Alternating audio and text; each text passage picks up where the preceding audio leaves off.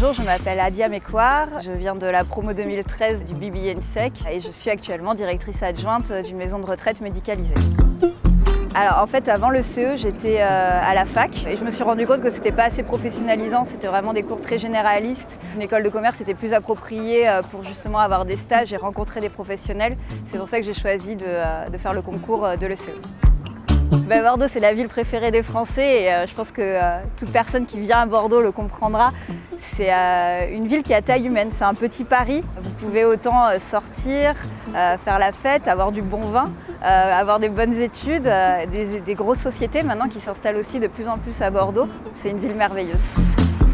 Donc après le CE, j'ai créé ma start-up. Donc la start-up étant dans la santé, j'ai choisi de passer le concours de directeur d'établissement de santé à l'INSEC que j'ai eu en contrat pro.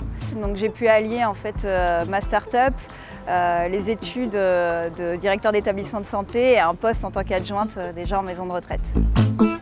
Pour moi, ce qui fait la différence aujourd'hui sur le marché de l'emploi, c'est le réseau et les expériences professionnelles, autant à l'étranger qu'en France, et savoir après aussi le cultiver.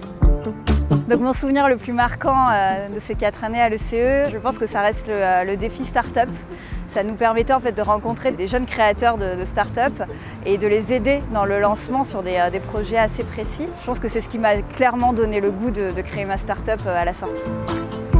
La valeur ajoutée, c'est le réseau, puisque ça nous permet de rencontrer au cours de ces 4 années des gens de tout horizon, autant dans notre promo que aussi des personnes extérieures, que ce soit les professeurs ou des intervenants sur différentes conférences.